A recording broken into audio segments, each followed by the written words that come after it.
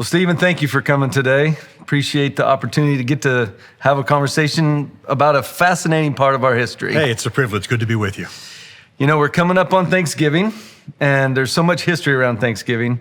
One of the things that is such a big part of our identity is the pilgrims and their whole story. So what do we have to learn from the pilgrims? What lessons are there, and what should we remember about them? Well, I'm kind of geeky about the pilgrims. I go crazy every Thanksgiving. To speak professor for a moment. Yes, Professor Mansfield. The professor. The Plymouth settlement and the pilgrims is the first permanent Christian English settlement in the New World. So that's its place of glory. But for us, at more of a family lore level, there are powerful parts of that story about the relationship with Native Americans, about their sacrifices, about starvation, about what they said they intended to do and why they came, that have lived down through the generations of American history. And we've kind of forgotten in our generation. I mean, I'm not bothered that Thanksgiving's about food and football in our time, but I wouldn't mind a little bit of this bleeding into our lives. Yeah. And so I'm sure we'll get into all of this, but this is what it's really a living, vibrant, powerful story of faith and sacrifice and family and even international relations that ought to land on our Thanksgiving tables every year. Yeah, you know, I have gone actually both to Plymouth Rock and the Pilgrim Monument that's there in Provincetown on the Cape. And, well, for one thing, Plymouth Rock is probably the most disappointing. It's literally just this rock, you know, that's there. But why do you think so much of our identity, like you said, this is the first Christian settlement. Yes. But Jamestown was just down the road, metaphorically speaking, but it doesn't seem to play as much into what we remember of history. Why is that? Yeah, you've got two English settlements before Plymouth. One's 1585, Roanoke. One's Jamestown, 1607. But both of them are business ventures. They're not primarily for faith purposes. Okay, there are Christians amongst them, and there are chaplains. But the Plymouth plantation, 1620, a few years later, they said, this is the famous Mayflower Compact. They said, we sailed for the glory of God and the advancement of the Christian faith.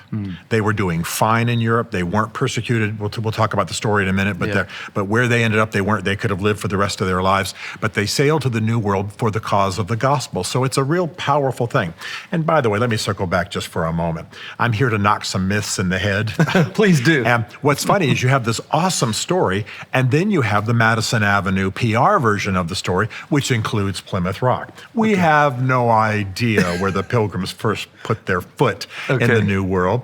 That rock was there, it was prominent, and some publicist who wanted to encourage tourism to the Cape Cod said, hey, it was probably here. And then, as you know, they built this almost church-like structure over it.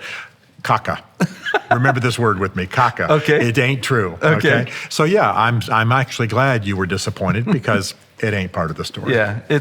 So speaking of the story, and you mentioned it a little bit, let's go back. Yeah. Let's go back and talk about why they came to the Americas and what caused all of that, and what was the driving force behind it? So since Queen Elizabeth, you'd had the official Anglican Church, actually sort of since King Henry VIII. And so the Anglican Church was this compromise between Protestantism and Catholicism. But they passed a law along about 1550s, I won't give you too many dates here, that basically said that everyone had to be part of the Anglican Church and pay tithe and taxes to it and so on. Well, there were dissenters. There were people who said, no, this is a state church. This is corrupt. We want to have our own consciences. We want to have our own congregationally ruled churches and not ruled, by the king or the queen.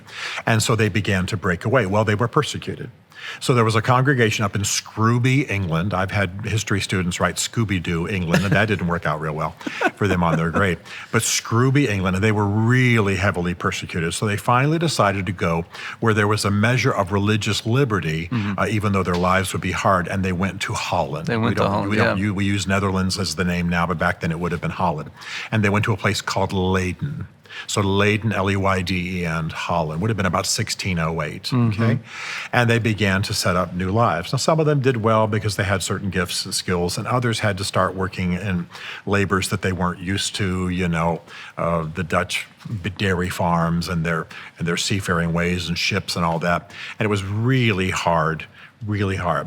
But what was great was, even though they could have lived there for the rest of their lives, they began to have prayer meetings and they began to say, Lord, we're not just meant to be a congregation in exile. What do you want us to do?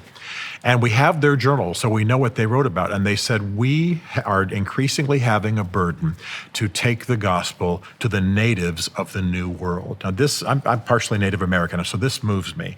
Here they are where they could stay forever, free of persecution, have their congregational life. But in the prayer meetings, what do they start to do? They start to say, we know there's this new world. We've heard about it. We've seen the journals. We've read the reports. And there are natives there who don't know the gospel. So we, over the years, would have been from 1608 to 1620, about a dozen years, we're increasingly getting, they wouldn't have used the word burden, but maybe modern Christian languages, I got a burden, I got a thing in my heart, for the natives of the New World. And that's primarily why they sailed. You'll read a lot of, again, my favorite word, caca, in the textbooks about they wanted religious liberty. They already had it. They were escaping persecution. They already had. So that's loosely part of the story, but it isn't the burning hot issue. The burning hot issue is what they said in the Mayflower Compact, the document they signed on ship before they went ashore, where they said, we sailed for the glory of God and the advancement of the Christian faith. So that brings us down to 1620. They finally decide, all who are healthy and can, from the Leiden congregation of these dissenters, these people who are broken off from the Church of England, they're going to rent some ships, hire some ships, and go to the New World. How many folks roughly was that at that point in the journey? Yeah, you would have had about 300 people in the congregation in Leiden. Okay. You started out, it's kind of an interesting little story. You started out with 2 ships, and let's say roughly 150 people. Okay. Divided on 2 ships.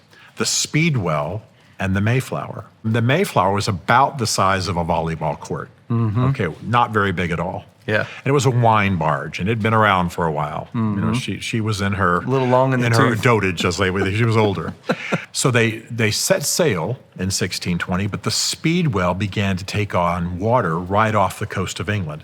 So they went back to Southampton, the port where they had sailed from.